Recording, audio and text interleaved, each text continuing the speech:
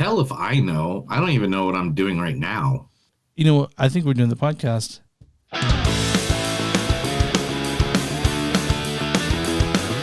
It's a show by Chris and Neil with all great movies. They are the real deal. We watch them all, so you don't have to. It's movies that don't suck and some that do. Ladies and gentlemen, boys and girls, listeners of all ages, it is a new, exciting episode of Movies That Don't Suck and Some That Do. I am Neil. And I'm exciting, Chris. Yes, we're excited. We're joyful. We're both about to do some really cool shit in our lives. Yeah. Like Chris is about to take off and join the New Zealand tribes. I'm about to be front row at a pro wrestling event tomorrow. We're excited. That's why we're here on a different day, but you wouldn't know that if you're just listening to the podcast. If you're just listening to the podcast, you don't know what day it is. You don't care what day it is. You could give two shits. You're like, Neil, shut up. Introduce the movies that you'll be covering today. First, we'll be covering the movie called Suncoast, featuring one of my favorites of all time, the man who made everybody think everybody from Indiana is completely dumb and ignorant, Woody Harrelson. I'd do anything to catch the guy who did it, Mrs. Hayes, but when the DNA don't match no one who's ever been arrested, and when the DNA don't match any other crime nationwide, and when there wasn't a single eyewitness from the time she left your house to the time we found her, well, right now, there ain't too much more we can do. Could pull blood from every man and boy in this town over the age of 8. Their civil rights laws prevents that, Mrs. Hayes. And what if he was just passing through town? Pull blood from every man in the country then. And what if he was just passing through the country? If it was me, I'd start up a database. Every male baby was born, stick him on it. And as soon as he'd done something wrong, cross-reference it, make 100% certain it was a correct match, then kill him. Yeah, well, there's definitely civil rights laws prevents that. That's some 3 words outside Ebbing, Missouri. He's actually talking to Frances McDormand, another great actress, but not in any movies we watched this week. And that is one of the best movies that she was ever in, called 3 Billboards Outside of Ebbing, Missouri. Ebbing, Missouri. Okay, I always forget what the city's name is. Okay. I know it's Missouri, but I always forget what the name of the city is in the line. Also in this movie, the wonderful Laura Linney. Why don't you let me fix you some of this new Mococo drink? All natural cocoa beans from the upper slopes of Mountain Nicaragua, no artificial sweeteners. What the hell are you talking about? Who are you talking to? I've tasted other cocos. This is the best. What the hell does this have to do with anything? Tell me what's happening! Well, you're having a nervous breakdown. That's what's happening. You're part of this, aren't you? Woman! Meryl! You are scaring me! No, you're scaring me, Meryl. What are you gonna do? Dice me? Slice me or peel me? There's so many choices! No! Do something! That's from The Truman Show. The Truman Show, one of my favorite Jim Carrey movies of all time. Like, besides his crazy, wacky, fun characters, that is like one of my favorite dramas that he ever did. I think it'd be between that, Man on the Moon, and Eternal Sunshine of the Spotless Mind. Yeah, I think those are the 3 top. My easily favorite Jim Carrey drama role is Eternal Sunshine. Yeah, that's a good one. But I don't know. Andy Kaufman has a place right here for me. Also, the main actress of this movie, I found a rule. I think I found something of her, but you couldn't find many things because she hasn't done much. Yeah. Found a good one, though. Yeah. The young actress known as Nico Parker. Lane. Yeah, I know. Where'd you get the money for this? Drugs. I sell hardcore drugs. It's better when I do. It was only $20, which I stole from you. I could have stolen $60, but I put the change back because I'm an honest thief. Besides, it's the thought that counts. And you were never going to do it for yourself, so.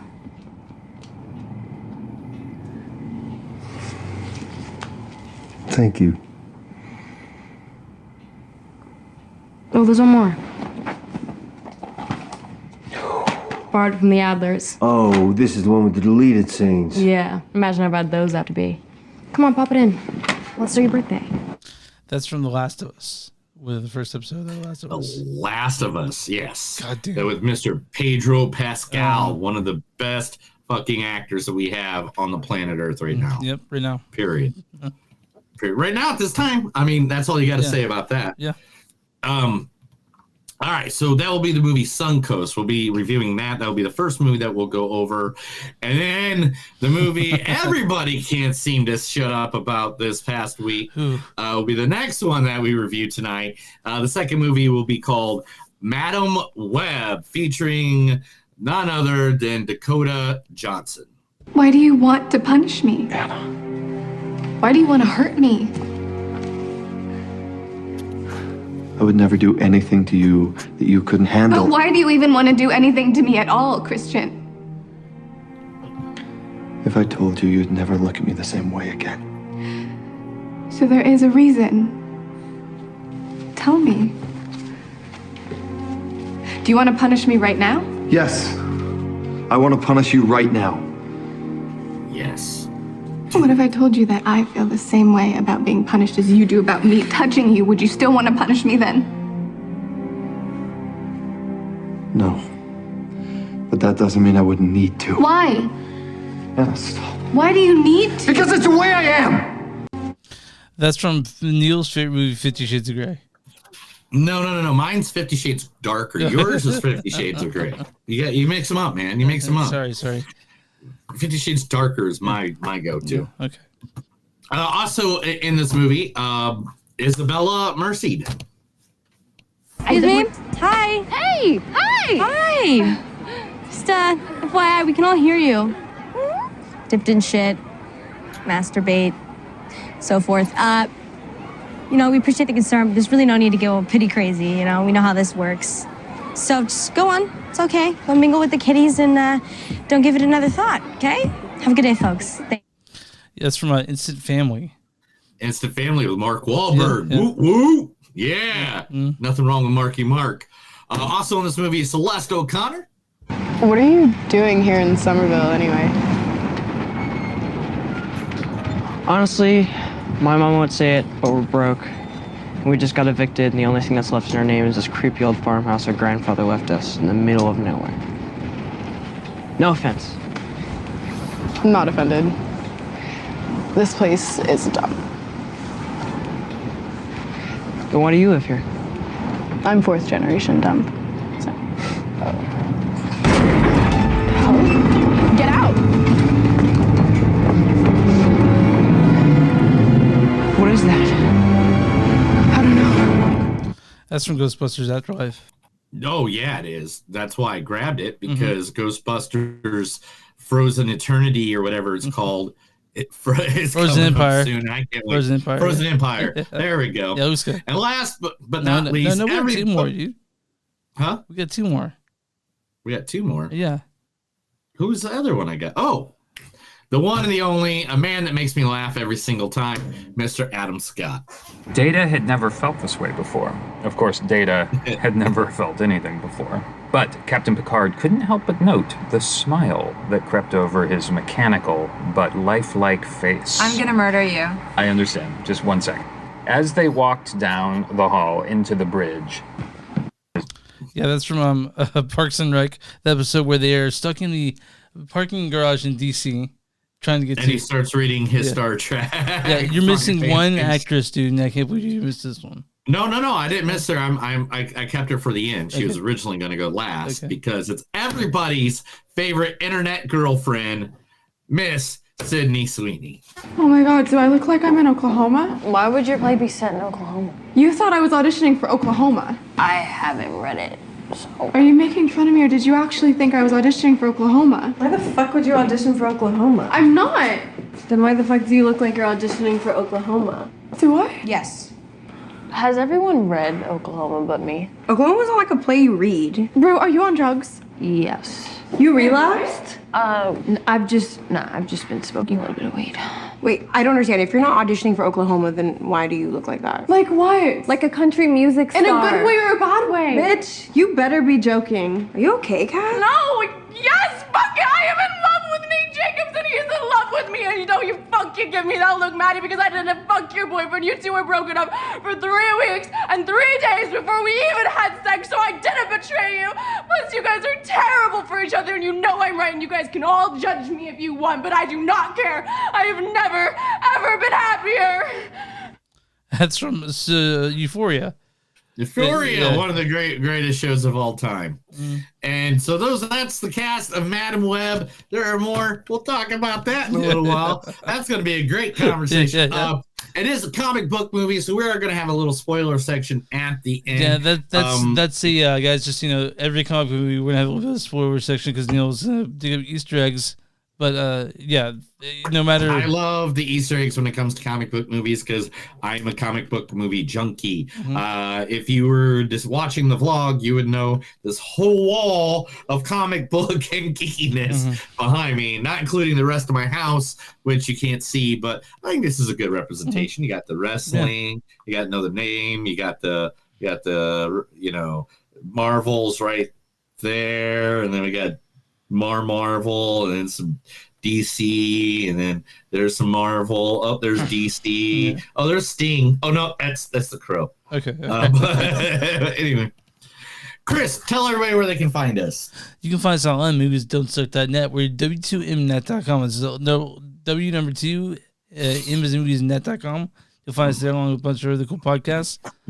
We're also on X at MTS Podcast. We're on Instagram at MTS Podcast. We're at Patreon, patreon.com/moviesdon'tsuck. If you guys want to buy shirts, Neil made a couple new ones this past week. Go to Bonfire Cards. Oh, I got a new one right now. Boom! Just made it today. Okay, all right, is 918? That's the Tulsa area code. Yeah, okay. Wake and Bake and 918 because 918 is also my birthday. Oh, okay, yeah, that makes sense. You can go to Bonfire Concerts, Movies Don't Suck and Something to Do. You'll find us there, and everywhere you find podcasts, find Movies That Don't Suck and Something to Do. Can you tell I've had laryngitis this weekend? You have laryngitis? I don't think you have the laryngitis. I did. Saturday. I think your tonsils are just a little swollen from all because you go to the orgies on the weekends and it's Tuesday and you didn't have until Thursday to heal up. So when you're at the orgies all weekend long, you get your throat swells up on the glands. Who we talking today? Yeah. Hey, Chris, have you ever had one of those days where you wake up, everything sucks and everybody's fucked, and you just want to realize that you want to capitalize by ripping someone's head off? No human contact, and you're out of whack, and your life on. So your best bet is to stay away, motherfucker. It's just one of them days. Yeah. But anyway, I'm talking about the Smash Room. Yes, the Smash Room. It's where you go to break stuff. Are you mad and you just want to beat some stuff up with an axe, a baseball bat, a sledgehammer, and do it in privacy so you don't get arrested for it? That's why you go to the Smash Room. Now, the Smash Room has all kinds of, if you buy any room package during the week of Monday, Tuesday, Wednesday, and Monday, Tuesday, Wednesday, or Thursday, you get 10% off your total purchase. There are date night packages where you get 30 minutes with your favorite date smashing some stuff. There are small party packages, includes 3 groups of breakable items that you could choose in 30 minutes. The medium party pack where it's 4 groups of breakable things in 30 minutes. You got the big party pack where it's 5 groups, and then pay for what you break where you just go into the room and just keep breaking, and at the end of it, you just pay for whatever you broke up. It is one of the most fun ways to get out that negative energy we have in this life. So please run, don't walk to the Smash Room. You can find the Smash Room Tulsa at thesmashroomtulsa.com, physically located at 9940 East 21st Street, or you can go to the website at thesmashroomtulsa.com. And remember, guys, if you can't come down to Tulsa, they have them literally Smash Rooms everywhere. Yep. You need to get some aggression out. Look it up. Literally, it is I can't even tell you how. What's the word I'm looking for? Cathartic. Cathartic. There we go. Cathartic. It is. It is very cathartic. So how much when you were a young teenager, mid teenager, or even young, did you just go out and find stuff to break? Man, I blew up a lot of things when I was a kid. I'm not gonna lie, we blew up things. We broke things. I had one friend that was really good that had a whole. His dad's little trailer was in the end of town, and we could just go there and break stuff constantly. Yeah, that's fun. We blew up a bus once. Like we shot a grenade launcher into it and just bam. Like so. Like I mean. You know, good innocent fun that you have in the good cornfields of Indiana.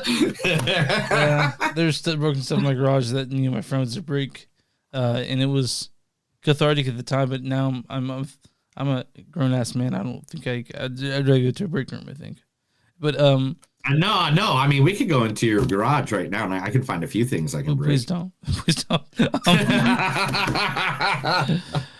Guys, so let's talk about Suncoast, right? Suncoast. Directed and written by Laura Chen. Laura Chen has done things. She did stuff like Grey's Anatomy. She's mostly an actress, but she wrote Suncoast and directed it. This stars Nico Parker as Doris. Durlane. Yeah, I know. Where'd you get the money for this? Drugs. I sell hardcore drugs. Also, Laura Linney is Christine, the mother of Nico. Why don't you let me fix you some of this new Mococo drink? Also, Woody Harrelson plays Paul Warren. I'd do anything to catch the guy who did it, Mrs. Hayes, but when the DNA don't match no one who's ever been arrested, and when the DNA don't match any other crime nationwide, and when there wasn't a single eyewitness from the time she left your house to the time we found her, well, right now, there ain't too much more we can do. Also starred Daniela Taylor. What? I'm sorry. Man, you let that one run. Well, forever, I wanted like a full sentence, But it was a full. Yeah, go ahead. It's because Daniela Taylor is Lacey, Ella Anderson is Brittany, Amar, just the single name Amar is Nate, Adel Martin is Megan Kaminsky, and Pam Doherty plays Sue. Neil, why don't you go ahead and read the story on it for Suncoast? Suncoast, a local and lovely area where you can get your best DVDs, VHS. That's a different place. This is actually the movie. This is the movie.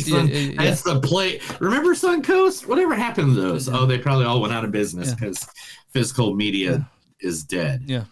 And now physical media is going to make a comeback because nobody wants to pay all these prices. I mean, I actually have a Kindle, so physical media. I don't have that. All I have is that. It's the Kindles. That's somebody in the building. I'm telling you right now, dude. These streaming wars. Yeah. Oh man. Goddamn. Here we are. I don't even want to talk about it anymore. Anyway. Suncoast, inspired by Chin's life experience from the early 2000s, follows a teenager played by Nico Parker, living with her strong-willed mother, who must take her brother to live in a specialized facility. There strikes up an unlikely friendship with an eccentric activist amidst protests surrounding one of the most landmark medical cases of all time. So to be clear, this takes place in 2005. They're talking about Terry Schiavo. I remember that. Neil, what did you think about this thing? This movie on Hulu? From the beginning, I could tell you exactly everything that was going to happen in this movie. Right. I mean, it's one of those movies where to the end, I could tell you what was going to happen. Yeah. To the end, I guessed it verbatim. My wife was sitting there watching it with me. This plays with very familiar themes and beats, right? Like very familiar, very something. But Nico Parker, Laura Linney, and Woody Harrelson knock it out of the fucking park. They're really great. Like Like even the teenagers that play the teenage friends and all that stuff, they played really well, especially when certain situations happen. Think of a girl and a guy that were arguing, and for some reason he came to a place they're at without ruining anything too much. I'm not trying to give specifics, but that whole scene was really good for like being teenagers and young people acting. It didn't seem too CW. No, but you know what I'm saying? It didn't seem too Lifetime movie. It seemed like an actual good, heartfelt film. And I'm thinking about like how crazy that 2005 is almost 20 years ago. But I know. But it seemed, I was thinking to myself, man, the 2000s were weird fucking times. You know, like, oh my god, where's the country, the whole still reeling from, the towers falling, and we have this thing going on, and it was in 2005. What, I was getting over a divorce. I was on drugs and on the road with bands. I just graduated high school. So I forgot you're like 12 years old. I forgot. Yeah, I'm 38 or 37. but no, man, like it's really it captures that time well, but it also shows. It also seems like a movie that was made in 2005, which is not necessarily what you want. Of course, as a period piece, you want to look like that, but you also don't look like that's made that way. I did like Nico Parker's character. Like I said, I thought the acting of the three main leads is great, and I thought the teenagers played really awful people that were great, because while her friends aren't necessarily the best friends, they were they were her friends, right? They right. And I mean, let's be honest. I mean, in high school, who's really your friend? Who's your best friend? Do you even talk to a single person from high school? No, no. I think like one person, maybe two people from my high school. They're your friends in high school for a reason, because that's who you're forced to be around. You know what I mean? Well, I wasn't really. Yeah, I mean, I get that. Yeah, I mean, I did live in a small town, so we're all forced to kind of all be there and stuff like that. I just don't think anybody fucking likes me from back there at all. I have some friends that I wish I'd kept in contact with, but that'd be weird for me to reach out to them, I think. You know? Yeah, I know, right? Yeah, at this point, it would be weird. It'd be like, hey, man, sorry I haven't tried to contact you in 30 years. Well, I mean, like, of course, I'll get like happy birthday on my Facebook friends from them or whatever. But like, yeah, I'd probably have maybe 4 people I'd still want to maybe reach out to after at that time in my life that, and of course, you got to reach out to people. If someone passes, you have to let them know, hey, I know we haven't spoken in 10 years, but I found this person passed, and I don't know if anyone told you, sort of. So it's yeah. But anyway, back to the movie. Woody Harrelson played a great role. He was a great mentor. He's in so this film. fucking good in anything. He's good. It's ridiculous how good he is. No, I can point a couple out that he wasn't so great in. Like what? Do you really want me to do a deep dive on Woody Harrelson? No, that's fine. Is that what you want me to do? No, it's fine. You're like, let's do a deep dive on Woody Harrelson. Okay. Let's see. He wasn't good in, and let's see. Let's see. See, this is hard. Lost in London. I wasn't a fan of. Okay. Let's see. Defender. I wasn't a fan of. Surfer Dude was kind of dumb.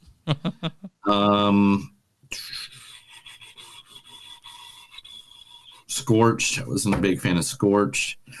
All right, man. I get like the dog. Do you want me to keep going? I can go through more stuff. He's got stuff all the way back to the 80s. But he's a good actor in this. Yeah, he's a good actor in this. And so anyway, Nico Parker plays a good job. Laura Linney, I mean, when does she not knock it out of the park? Too? She's so good. Those are two really good actors to have.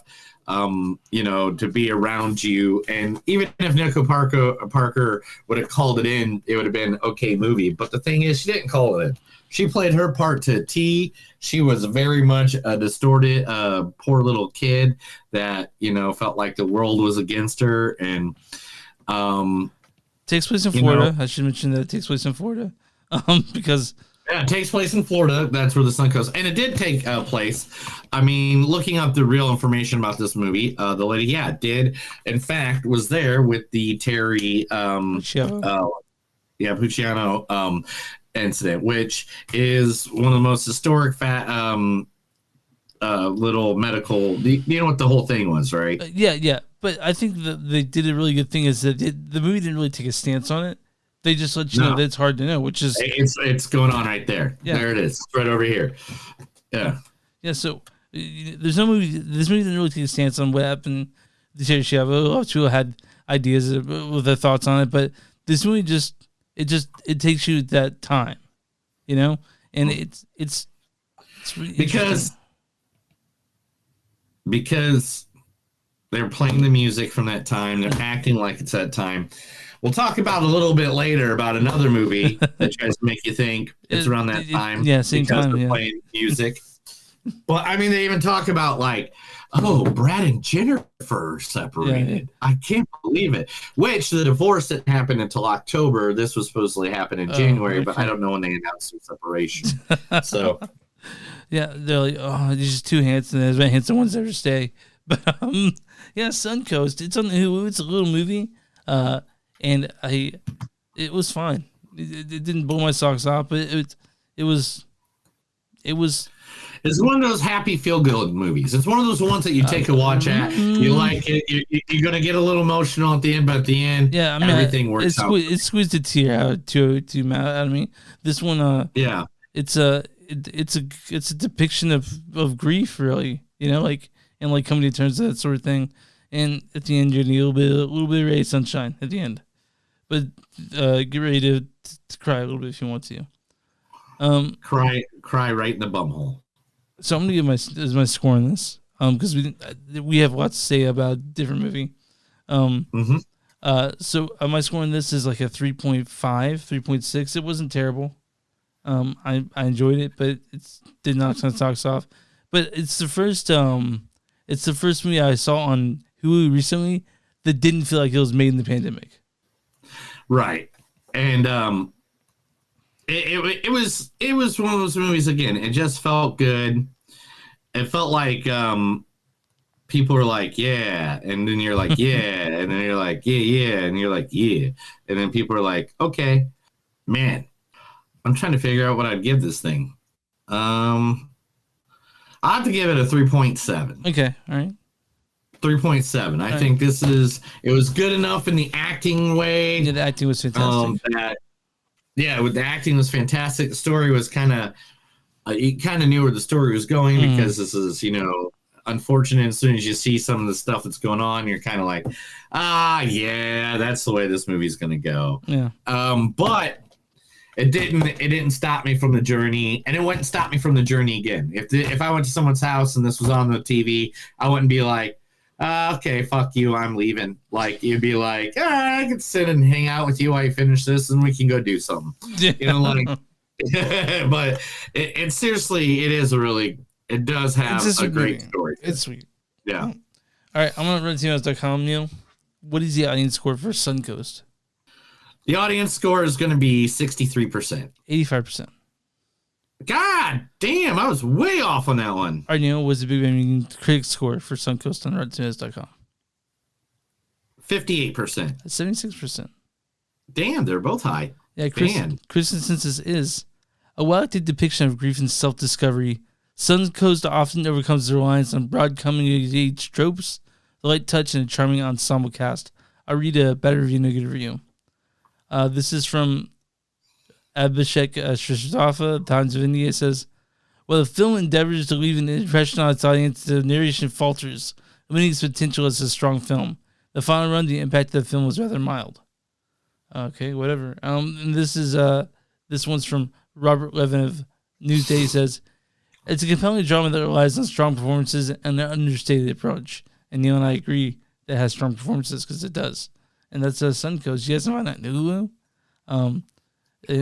Find it on Hulu. That's where you can find it. That's where you can go and be like, this is a movie I want to look up. Suncoast! Hulu! Take me to Suncoast! And Hulu will be like, did you say burnt toast? No, I said Suncoast!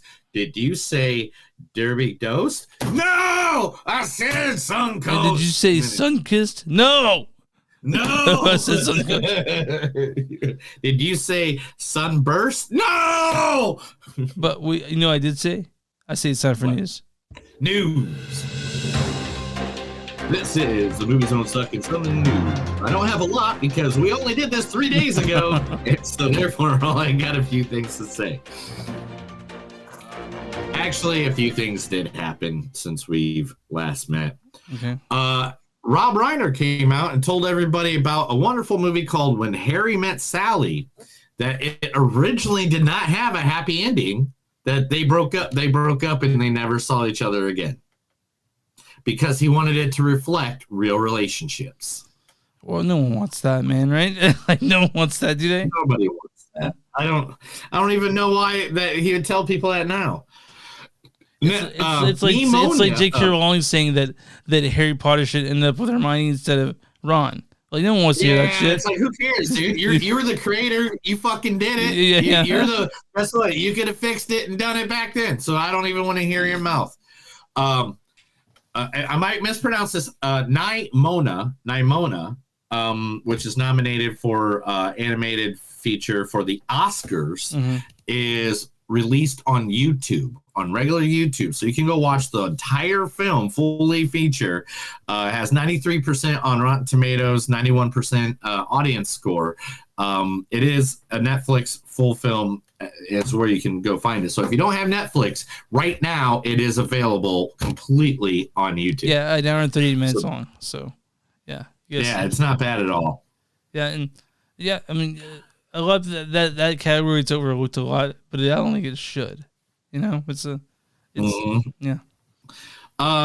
McGregor debunks the dinosaur movie claims. The next movie he's doing has nothing to do with dinosaurs. And he doesn't know why everybody. I admitted this on 2 weeks ago that I reviewed this on our news segment where I was like, Ewan McGregor's next movie is about dinosaurs, and then we just moved right on. But it is not about dinosaurs, and he wants to make it very clear. Well, I don't know where they're getting dinosaurs from. That may or not be the case, but no, I like David Robert very much, the film director, and I like very much the idea of working with Anne Hathaway. I've got a feeling that I think the two of us as parents will be great, but I have nothing to do with dinosaurs that I know of at this moment. I mean, but you and I know everything about when it comes to actors or directors or writers trying to quote rumors about stuff. Like example, for a while that they were saying that Wolverine was never coming back. Now where is he? He's the next Deadpool movie. Like, so it's sort of like, what can we trust? Let's be honest. Wolverine wasn't coming back because Logan was the best Wolverine movie always. Oh yeah, 100%. It was easy. And he wasn't coming back until his best buddy him and Ryan Reynolds get to make a movie together. Mm-hmm. I mean, how do you not want to do that? How do you not want to be with your buddy Ryan Reynolds? I mean, like every time it comes to your place, you kick me out. That's only because as soon as you walk through the door, you strip naked. I have no idea what that's about. And then you're like looking for my puppy. Here, puppy. Yeah. With a jar of peanut butter. It's weird. Anyway, Ridley Scott has shown early footage of the new Gladiator sequel to standing ovations. Hold on, man. It's just footage, though. It's not done yet. I know. You can't do that yet. You can't fucking do that. I know. You can't say that because now we're going to expect too much. So Ridley, being Ridley, he is a test audiences doing test footage to his and people stand up and clap. But Ridley is a big fan of Ridley. I heard this. He talked about his movies a lot on the Mark Manners podcast. So Mark would be like, let's talk about Gladiator. He's like, great film. He'd call his own movies great. It was ridiculous. You know what's ridiculous? What's that? Ridley Scott is about to take over on a musical biopic. What's the musical biopic? Who is it? About one of the greatest, if not the greatest, rock band, one of bands of all time. Okay, who's it? You can't tell by the way I use my walk. The Bee Gees, finally. Ridley Scott will be directing. Barry Gibbs of the Bee Gees will be producing. If there's not drug and horrors in this fucking movie, I'm gonna call bullshit on it. Yeah. Just like the Bohemian Rhapsody, how all the guys weren't partying, just Freddie. I know. Whatever. People really like that movie, but that's just because they like Queen. The movie is not the shit at all. Not even close to being the shit. So. A new movie called The Astronaut will be coming out, featuring Kate Mara and Lawrence Fishburne. They'll be fighting the aliens. Fishburne portrays General William Harris, the sci-fi thriller in charge of the NASA facility where Sam is housed. I like Kate Mara quite a bit, so.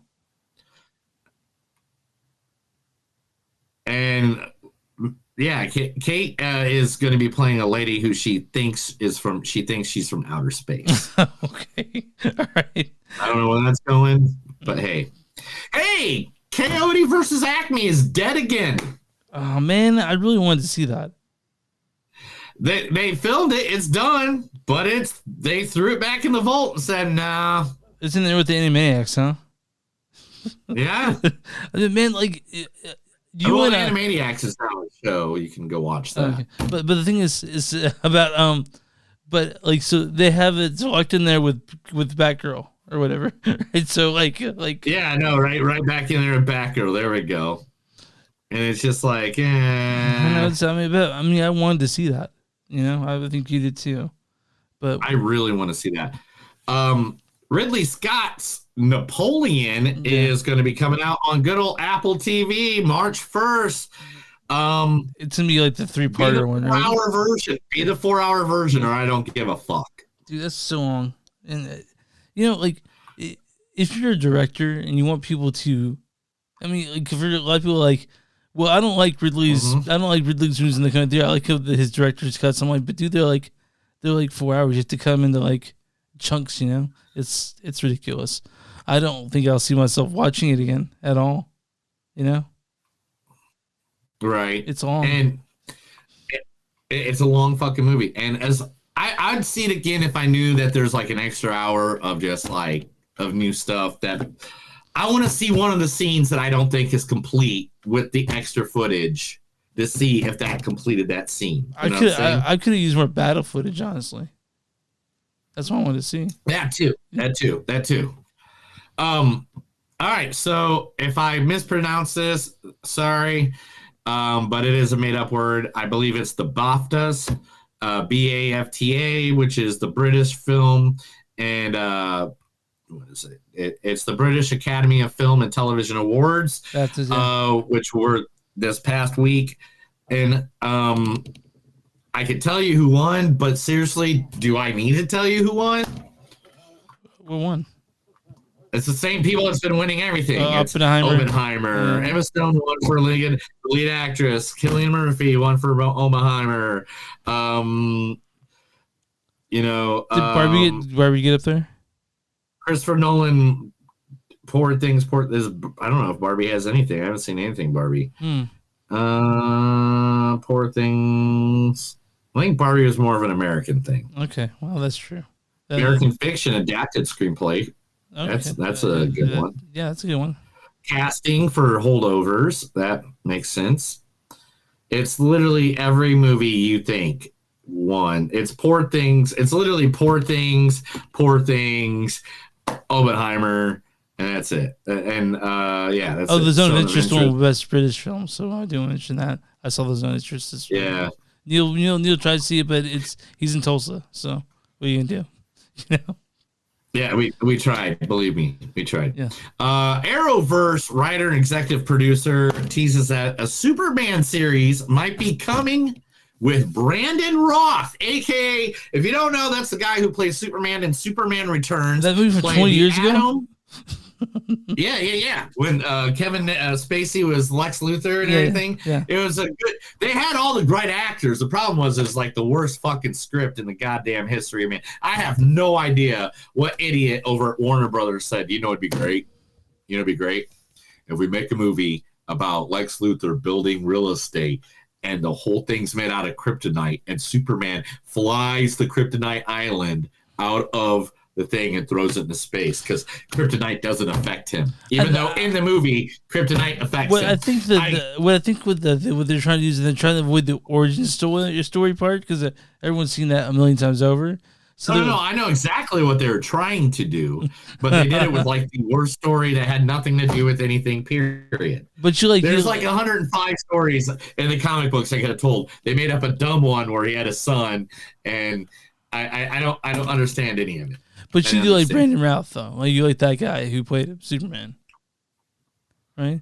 Oh, Brandon Routh is awesome. He is the bomb diggity when it comes to Superman. Yeah. He makes my Superman go up in the no area. Okay. What? You can talk about things that are happy. Yeah, I mean, I didn't know it did that for you, but I mean, how do you feel? What would you say if they said Henry Cavill was going to be in that Superman movie, this television program? That's cool. He can be another Superman. Okay, all right, fine. They're gonna base this one off of Kingdom Come. Okay, all right. So that's perfect for Brandon Roth. Yeah. All right. So if we recorded this on the normal day that we record this, we would already see it because it comes out tomorrow. But we haven't. So Chris, you get a poster, and that's it. Tomorrow is going to be the premiere trailer release of Borderlands. Oh, and here's the Borderlands poster. Well, I watched that, during my over. I watched that. I'm going to watch it 100 times. Look at that. Jamie Lee Curtis, Kevin Hart, Jack Black, Kate Blanchett. Look at that. Yeah, it's that looks amazing. Yeah, is Handsome Jack in that photo? I don't see a Handsome Jack anywhere, but who knows if that's what Kevin Hart's supposed to be. You never know. All right. You never know when it comes from adaptations. You never know. You never know. Yeah. James Gunn just wants everybody to know that just like the comic books, there will be 3 Jokers in the DCU. Okay. Oh wow. Huh. So, Joaquin Phoenix is one. Barry, the guy that sucked the bath water. Barry Keoghan. Barry Keoghan. Barry Keoghan. Yeah, those 2 already are formed. Those 2 are already formed, and then there'll be a third one that will be popping in with the DCU, just like the comic books 3. So Jared Leto's still Joker. Mm-hmm. No, not Jared Leto. Oh, we're talking about Joaquin. Okay, yeah. Different DCU. Arthur Fleck. Yeah, okay. All right. Bob Odenkirk describes his new movie Normal as a unique action idea with suspense and mystery elements, comparing it to the Bourne movies or M. Night Shyamalan or Alfred Hitchcock movies. So he did Normal. What was that one where he was fighting people? Nobody. Now, that was Nobody. Now Ordinary or Normal. And now this is Normal. That sequel. Okay, all right, fair. I mean, that's not a sequel. Talking about sequels. The sequel we've all been begging for 40 years might be happening. That's right. You wanted it for years, and better yet, how do you do it? How do you make the sequel? You wait till he's 60 years old, and then you get him back on the dance floor. They're talking about doing a sequel to the one and only Footloose. We don't need another Footloose. I think we're good. Yeah, they're just having an argument, but they all are kind of on board for it. Footloose turns 40. Lauren Singer has shared her sequel pitch that they would see her pick up the story with Kevin Bacon 4 decades later. Now they pick up Kevin Bacon and his kid. That's what that's what I'm saying. That's probably what it will be. Yeah. Probably be like her kid and all that stuff. Yeah. Talking about people stealing information, ideas from other people. Spider-Verse. Yay! Where's that? Spider-Verse. We're a fan of the Spider-Verse movies. Yeah. DC wants to create the Batman Beyond verse. I know that you probably really want that. Right. I don't know if I want that, because to be honest right now, DC's fucking everything up every time they do something. Well, and at the point, okay, if at this point in the comic book world and movies and stuff like that, if you're going to make something that's going to piss me off to the point where I feel like I should just leave the movie theater and not watch what I'm fucking going to watch, and me being a comic book fan who's had tattoos of comic books since I was like a teen, fuck you. Yeah. Like literally, I don't want it anymore. I don't want it anymore. So hey, I'm down if it's good. I mean, like we haven't really given James Gunn the chance yet. You know, like let's see if Marvel puts out. But again, like it's a lot of people are getting super fatigued because you put out something like Matt Web and like how many fucking superheroes are supposed to care about? You know, like, but you know, might not be a problem in the future. We'll see. Exactly. Wallace and Gromit, who's looking for a piece of cheese, Gromit, will be battling a huge robot gnome in the new Netflix movie coming out next year of Wallace and Gromit's Adventures. Sure, it's Wallace and Gromit. I'll look at it. I'll watch it.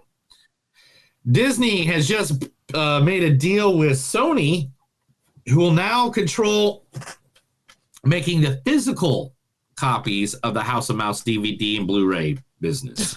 So now Sony will be in charge of making all their DVDs and you mean that dying media? Yeah.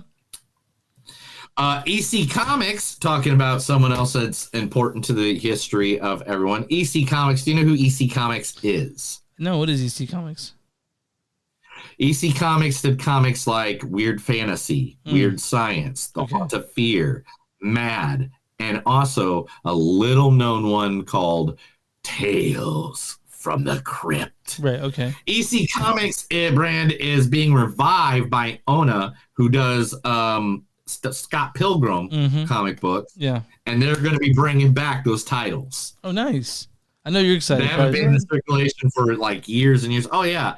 Like, but yeah, they're working on it, and that doesn't say exactly how long it's been since those titles have been out of date, but literally, you'll probably start picking up Tales from the Crypt when they come out. I love the old Tales from the Crypt comics, dude. I love the old series. I can never find the one HBO. You gotta buy it like $1.99. I'll download like a season at a time just to have it. I'm just trying to figure out like if that stuff on DVD or anything like that. It is on DVD. Yes, there is on DVD because you can go to if you go to Vintage Stock. But the thing is, I don't even have a DVD player. Okay. Yeah, fair enough. Yeah. One of the biggest mysteries of all cinema time has finally been revealed this past week. Literally 12 hours ago. Are you ready for this, Chris? Yeah. Brian Henson, son of the legendary Jim Henson, one of the legendary puppeteers himself, has declared that you are not seeing things in Labyrinth. David Bowie's codpiece got bigger throughout the entire movie, and it was on purpose. It's because why did it get bigger? You know, like. Because for different scenes, it changes sizes by the scene where it's more relevant, I think. The scene where David pretends he's a beggar and then pulls off the costume and stands up, it's the Goblin King. And so there it was, right in front of you. Yeah. And that was his first scene that we shot. He goes, and then throughout, it got bigger throughout, making it just that it makes him look bigger and more of an overbearing person. I mean, I can't say that I didn't look at everyone recognized the codpiece. They're like, that is something else. Like when you saw No. Believe me, years ago, I was hanging out with some good gay buddies of mine. And they all want to see what's they went to full. We popped in Labyrinth while we were stoned, and man, they lost their virginities to that movie. Yeah. And that's great. I'm very happy for them. Last but not least, here it is. Announced just a few hours ago. All right. So, Sam Mendes. Yeah. Oh, yeah. And Neil Street Productions has set to make theatrical movies of each person in a band. Mm-hmm. So each person in this band is going to get their own theatrical movie about their life and when they met up with the band and when they separated from the band. Can you guess the band? Yeah, because I actually saw this news earlier. It's the Beatles. The Beatles. Yeah. Yep. And so John, Paul, George, and Ringo all get their own separate movies about their lives that will all be coherent at some point. So the gospel, they each get their own gospel. They each get their book in the gospel. I mean, they have to. I mean, if there's any band that is there another band that even comes close to deserving that treatment? No, and honestly, I'm glad they got Sid Mendes because he's a very talented director. So yeah. And Mendes will direct all 4 films, and that marks the first time. So Apple's behind it. Apple's the one pushing for all of it, especially probably after the, Now and Then came out. Oh yeah, I like that. I like that documentary. Yeah, dude, it's on all my playlists. Yeah. But he's already started talking to the families. Is it theatrical? He's got granted full life story and music rights for all the scripted films. So is it going to be theatrical? Or is it going to be like something released on the Apple? That would make more sense to me. Like if you're going to do it on a stream platform, because I don't know, you can get people, if we go back to the theaters for 4 movies, you and I would do it. Okay. So it says they are locking down writers right now. The date of the films will be close to each other, so you can go see them relatively close. And that's all they have right now. They want to do the theater and keep it in the theater, but they don't know matters when everything gets done and in order. Okay. So maybe they'll release Paul at the theater, and then Ringo's on the platform, or you go see John at the theater. Yeah. And George, even though he's one of the best guitar players in history, man. If you haven't listened to just George Harrison, if you haven't just listened to George Harrison music without the Beatles just fucking jamming, you're missing out in life. Yeah. I really think you are. Yep. But that's it. That's the news, buddy. All right. That's the news. Now, me and Chris are going to talk about, the lowest movie ever to box office for Marvel films. All right, let's talk about it. We've been dying to talk about it. This is we're talking about Madam Web, directed by S.J. Clarkson. She's done things like Jessica Jones. She did 2 episodes of Jessica Jones. Were you feeling that? If you're a fan of that, dude, Jessica Jones. Jessica Jones, the show? Yeah. I know you liked it, right? So I can't wait. Kristen Ritter is trying really hard to come back as that character. I just heard an interview with her with Michael Rosenbaum the other day. I didn't mention that she also directed a unaired Games of Thrones prequel pilot, which will never come out, and we don't know why. But this is also written by her, Matt Sazma, Burke Sharpless, and there are like 5 different writers on this thing, which is not necessarily a good thing. Right, so it's a bad thing. Yeah. This stars Dakota Johnson as Cassandra Webb. Why do you want to punish me? Sydney Sweeney as Julia Cornwall. Oh my God! Do I look like I'm in Oklahoma? I love that. I'm sorry, I love that. Sorry, Isabella Merced. Excuse me. Hi. Hey. Hi. Celeste O'Connor as Maddie Franklin. What are you doing here in Somerville anyway? Tahar Reno plays Ezekiel Sims. Micah Epps plays O'Neill. Emma Roberts plays Mary Parker. And Adam Scott plays Ben Parker. Data had never felt this way before. This also stars Zary Bish as Constance. Zosha Mamet of Girls Fame as Amaria. Jose Omar as Santiago. And Kathy Ann Hart as Susan. Neil, why don't you go read the storyline for Madam Web? I can't wait. I haven't even looked at the storyline. I can't wait to see what the storyline is. All right, here we go. Okay. In a switch from a typical genre, Madam Web tells a standalone origin story, one of Marvel's publishing's most... Enigmatic. No, I know exactly what it says. Heroines. The suspense-driven thriller stars Dakota Johnson as Cassandra Webb, a paramedic in Manhattan who develops the power to see the future and realizes she can use that insight to change it.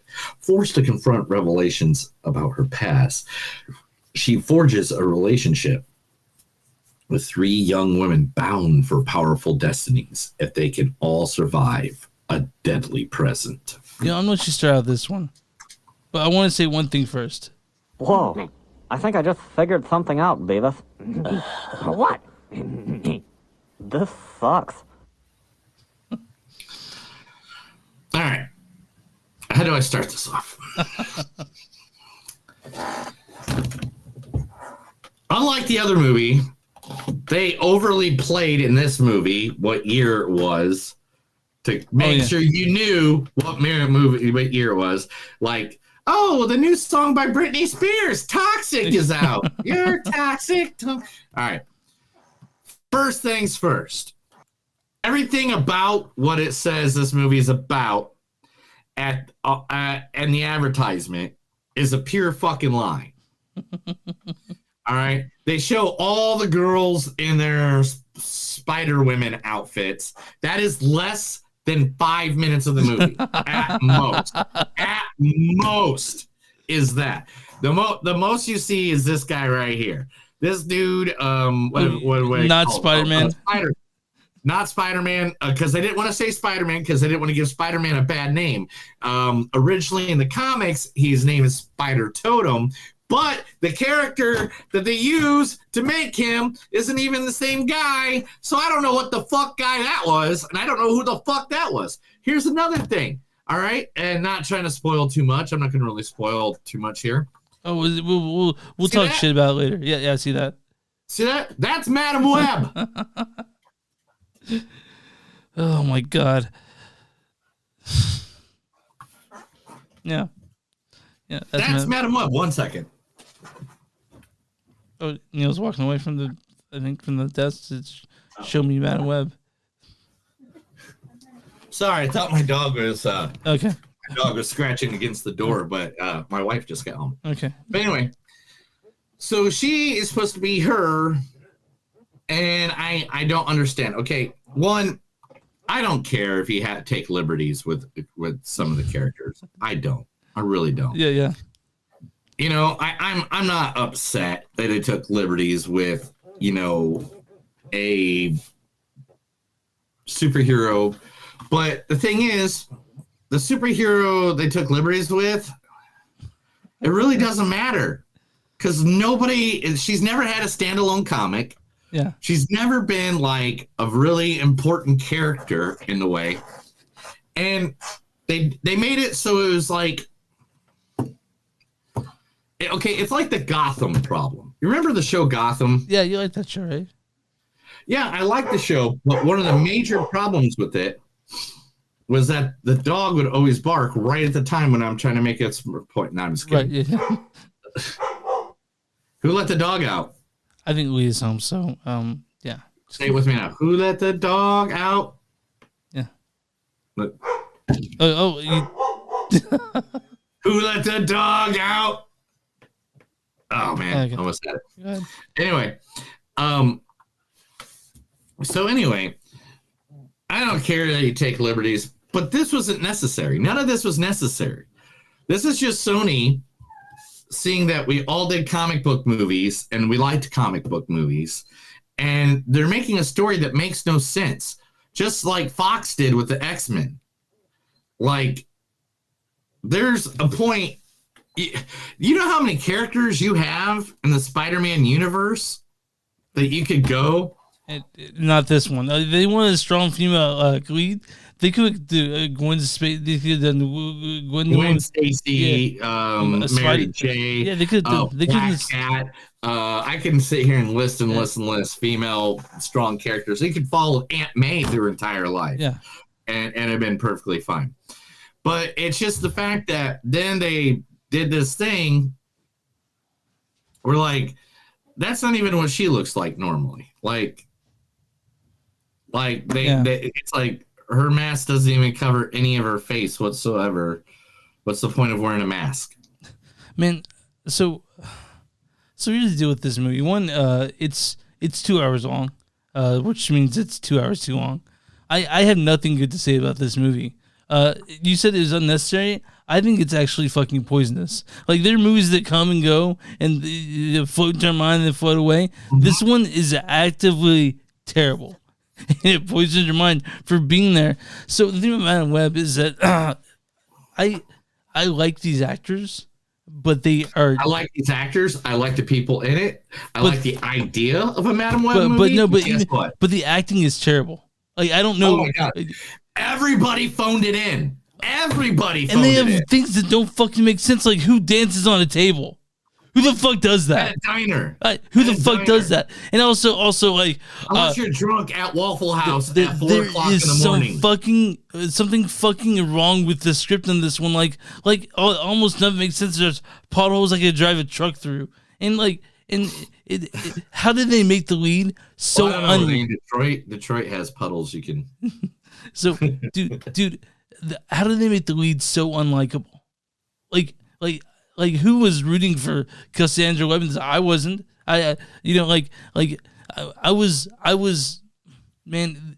I was so glad there were no post credits. Like, I was so happy. So I couldn't wait to get out of this fucking train wreck movie. It's fucking boring for one. I didn't like any of it. And the who was sitting me were fucking stupid. They ruined everything. Like, okay, Ben Parker is who's played by Adam Scott, right? Yeah. They make it very clear that's Ben Parker and that he's dating some girl. And the only thing I kind of liked about the movie was just him in it. Adam Scott. Like, Adam Scott was a savior in this and all this shit. But why? Aunt May and Uncle Ben are supposed to have been married since like high school. Yeah. They would have been, at the time of when this movie is, they should have been well into their 40s or 50s because they're in their 70s. Or should be in their 60s or 70s, like they're trying to fit it into the where him, like, because Ben says I met someone that's going well, so they're talking about Mr. Marissa Tomei, like that Spider-Man. Yeah, I know exactly what they're doing, man. But at the same time, this is the problem. Sony, you don't own Spider-Man anymore. Mm-hmm. You own Spider-Man, yeah. Yes, in name, in rights, or whatever. But the moment you put that son bitch in Captain America's Civil War, from that moment on, he was part of the MCU. The MCU owns Spider-Man.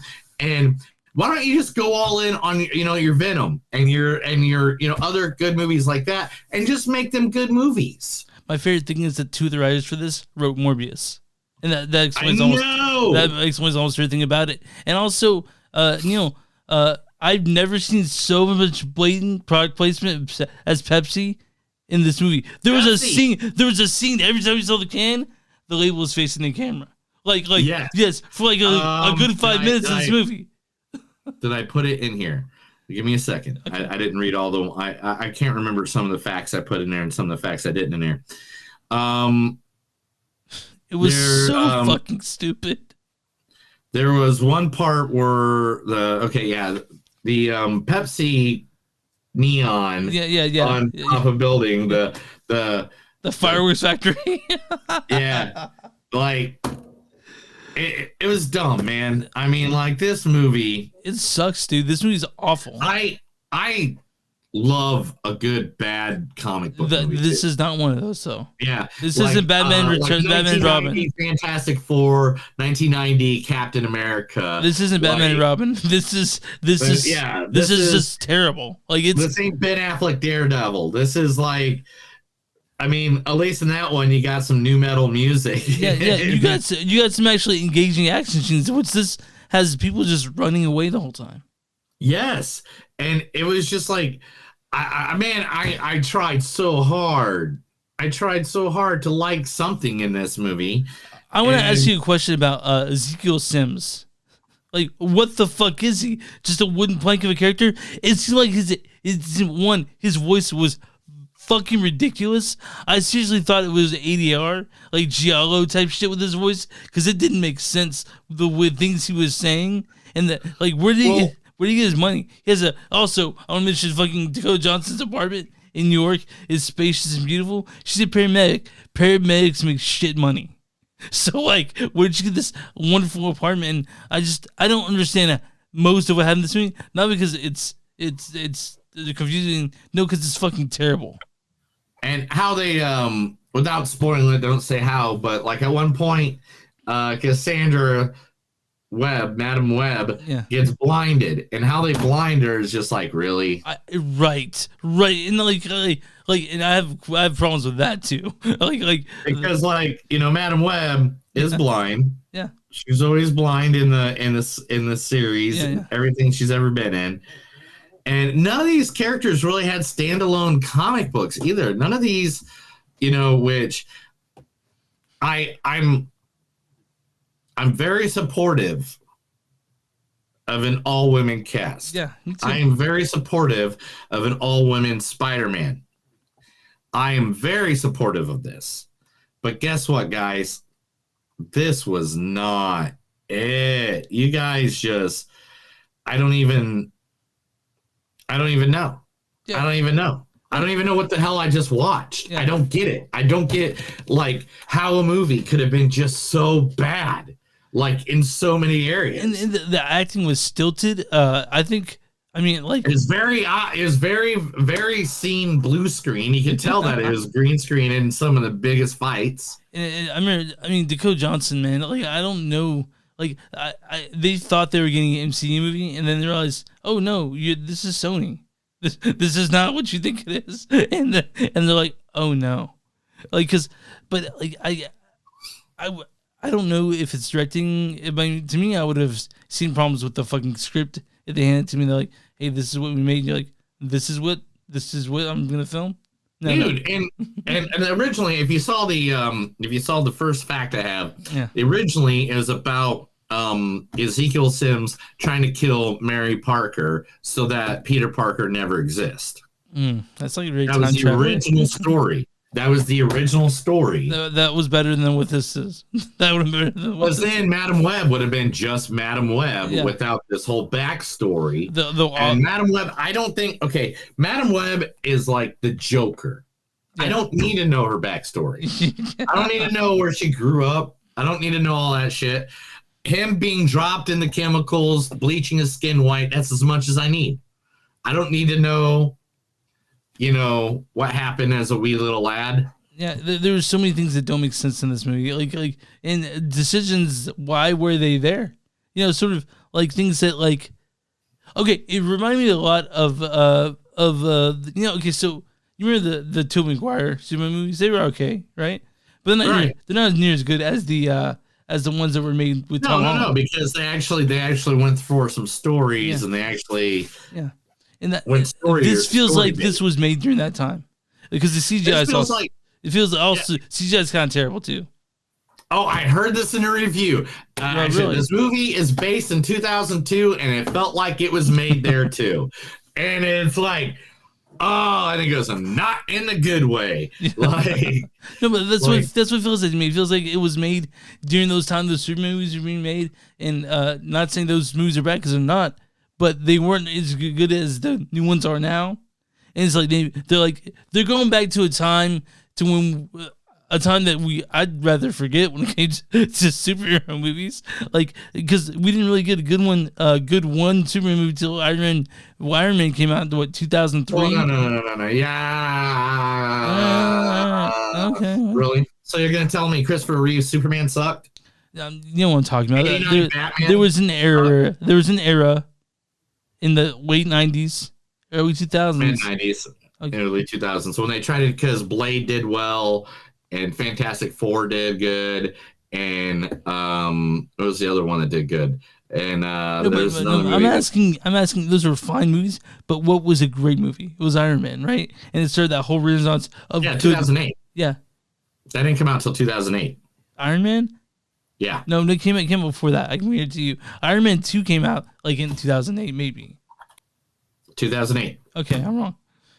Right, but 2008 is. I remember it was 2008 because I moved to Kansas City. I was already living in Kansas City. So your life had to change that day because Iron Man was great, and that's when we had a really good slate of Marvel movies coming out, really good ones. Like until then, but then we have what we are now with Madam Web, which is Sony fucked it up like big time. Yeah, it's like, look, guys, look.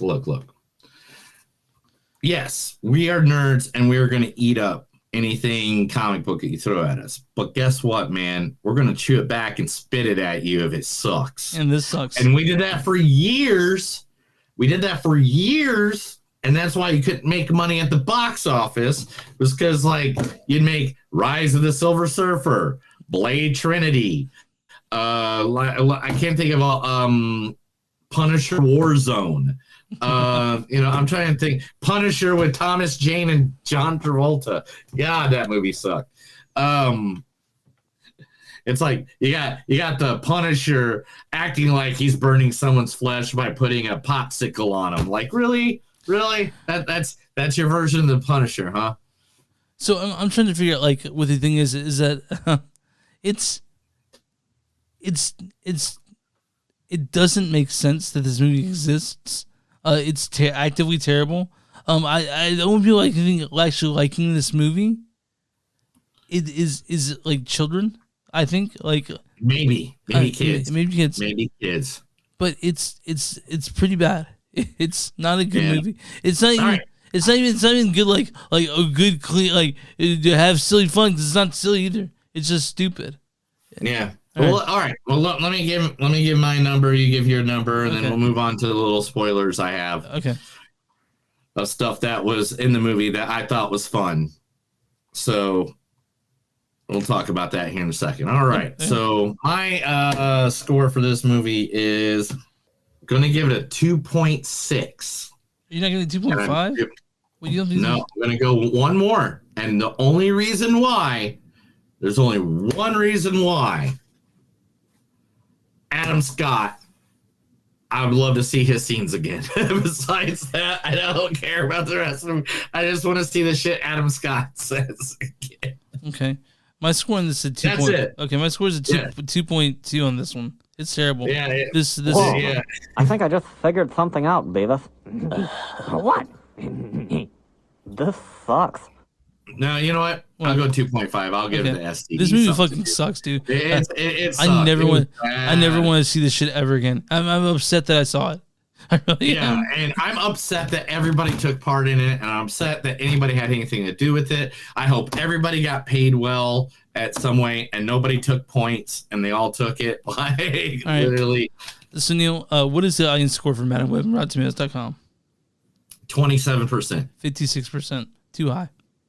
All right. Way too high. Madam Web. And then I want to read. There's not even a critics' consensus on this, but there are 200 reviews in the critics. What is the critics' score on this one?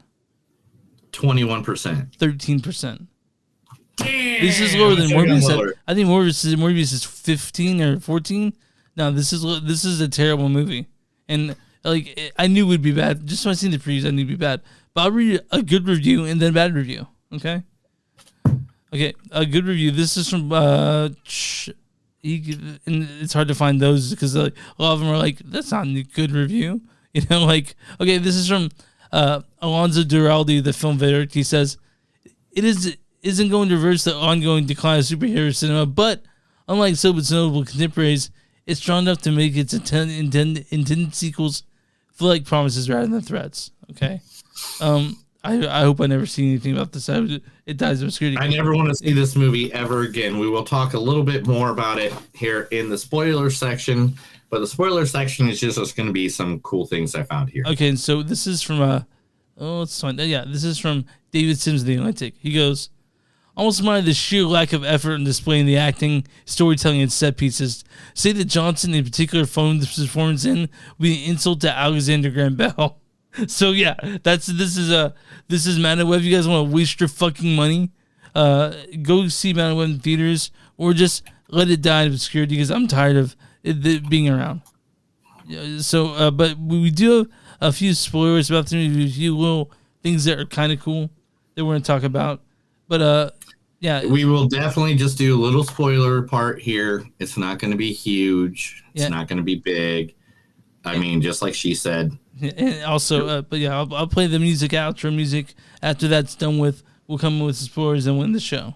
But here if you guys really don't want to hear spoilers from Madam Web, you guys can turn it off now. We'll see you next week. But here. Well, that's a new episode of Movies Don't Suck and Something to Do. I'm going to tell you now all about the spoilers about a shitty movie that we don't really like.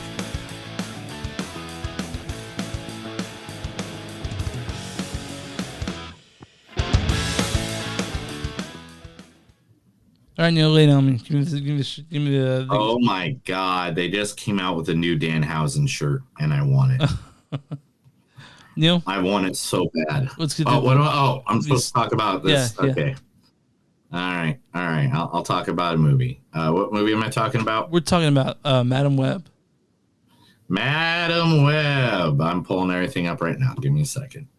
You took too long. Here. All right. So. Yeah, sure. No, that's not the shirt. We're not talking about that. But go ahead. Yeah, isn't that cool? Look at Danhausen shirt. I see it. Anyway, the powers of Spider-Man got added lore to this at this time. First witness to the wider lore of Spider-Man is a major change from the Marvel Comics. The film opens with Cassandra Webb's mother looking for a spider after betrayed by Shock and is rescued by the mythic Spider People, which was a thing in the comics. But, when the Madam Web added and stuff like that. When Madam Web even joined into like the Spider-Man, the cartoon from the 1990s, the 94 one, it just gets really confusing. Anything to do with Madam Web. Yeah. She's kind of like the one that's just like, hey, I'm here. It's like, you ever watch Star Trek The Next Generation? Yeah, sure. You know Q? Yeah. Remember Q? Every time he comes around, something fucky happens. Like all of a sudden now they're in Sherwood Forest, acting like the Robin Hood and shit like that. That's what Madam Web is to the Spider-Man universe. Yeah. And that's why I was like, I don't need to know about her. Like Q, I don't need to know more about Q. He shows up, shit goes weird. I get it. Yeah. I get the concept. Yeah. And that's why I did. Of course, they make references to Aunt May. We talked about that earlier, that Ben Parker was talking about, played by Adam Scott. Yeah, this is obviously supposed to be like a prequel to Superman, Tom Holland Superman. And yeah. Tom Holland Spider-Man. We're talking Spider-Man. Sorry, I'm the yeah. That's okay. Sorry. It's late. And she visits the baby shower of Mary Parker, who is Peter Parker's mom. Yeah. Madam Web. There's a lot of web patterns everywhere, I guess, but fuck. They do a Hulk reference at one point when it's like, you wouldn't like me when I'm hangry. Isn't it twice in the movie? Like, we're supposed to laugh. Like, who gives a fuck? It's so bad. Yeah. It's so bad. Madam Web changes Spider-Man's iconic words. Instead of with great power comes great responsibility. It says, takes on the responsibility, great power will come. How do you fuck up those words? Why mess them up? Why move them around? There's so many snorable scenes in this. Like, it's just so. Oh my God! The Pepsi sign that defeats Ezekiel nods to Spider-Man. Okay, that's how I got it backwards. The S and the P of the Pepsi Cola neon sign dropped and killed him, which S and P is Spider-Man. Peter Parker. Oh, I want to mention something about the so I guess when Cassandra falls in the water, that makes her paralyzed, right? And then when they bring her out of the water, you see that the fireworks hit her face, but she opens her eyes, like there's no like burn marks or anything on her face. Yeah. It's just her eyes are just like cataracts. You know, like what the fuck? Like I was like, what happened? Did that water do that to you? Because I would expect some sort of peeling skin. No, it just didn't make any sense. But anyway, go ahead. Also, let's see. The 4-star diner that they went to is actually a Peter Parker hangout. And did he dance on tables too? Because that would still make no sense to me. But it used to be one of his hangouts back in the day. Spider-Man's mother makes appearance, which we saw that with Mary Margaret. And Jonah in name drops. Maddie says that she's going to call her Uncle Jonah, which is Jonah J. Jameson, as you know. And if you don't know, I don't even want to go through all this. Yes. Madam Web was introduced in November 1980. Amazing Spider-Man 200. Spider-Woman or Sydney Sweeney as Julia Carpenter was introduced in 2010. Amazing Spider-Man 231. Let's see. Khaleesi O'Connor was introduced in 1998 in the spectacular Spider-Man 262. And Isabella as Anna Corzin Arana Spider-Girl was introduced in 2004. And the Totem Spider-Man, this is what I don't get. Ezekiel Zim is a completely different comic book character than the movie guy. Yeah. And the movie guy is basically like the Spider Totem with similar powers like Spider-Man, which this totem only gave you certain abilities that were kind of like Spider-Man. Man, they just fucked this all up, man. Yeah. And like, I hated the villain in this too. Like, it just hurts talking about. I'm glad this is over. I'm glad it's done. I'm glad I don't have to think about this movie again after this episode. Really. I always want to think about this movie constantly. So are we good with facts? Are you ready just to get out of here? And you know what? To be honest, I wanted to do more. I did put in a couple hours time in it, and it's like at some point, okay, about an hour time, and then I was like, why? I don't care that much anymore. But literally, if you have any questions, I have all the answers. But to be honest, this is one of those movies that I have no idea why all the characters were completely different than everything that's ever been presented by any of the fucking movie or any comic book whatsoever. None of it makes sense. None of it makes me happy. I just don't want this movie to ever exist again. I'm done with it. But you know what does make us happy? What? Go hang out with our wives. So let's go do that. Yeah. Or I will fuck you. That always makes me happy. You can find us on movies.suck.net. We're w2m.com. That's w2m.net.com. You'll find us there along with a bunch of other cool podcasts. We're on Instagram, MGS Podcast. We're on X, MGS Podcast. Go Patreon.com/movies.suck. You guys want to subscribe and be really, really nice to us. Go to Podfire.com/movies.suck. Sunday. You'll find merch that we made. If you're watching this YouTube, subscribe, watch this video, like that page. And if you're listening to this on a podcast app, go to that subscribe button so it's delivered to you every time it's ready. You don't have to do anything. It just goes straight to you. Neil, what do you do for small businesses? If you're a small business, let us know. So we'll be more than happy to promote your business right here on our podcast. There are thousands of listeners, or millions of followers right here on Movies Don't Suck and Some to Do. All right. Yeah. You get ready to get out of here? Yeah, I'm ready to get out of here. Let's do it, buddy. That's another episode of Movies Don't Suck and Some Do. My name's Neil. I'm Chris. And remember, guys, no matter how hard it looks to make a movie, you can't make things worse than Madam Web. Have a good night.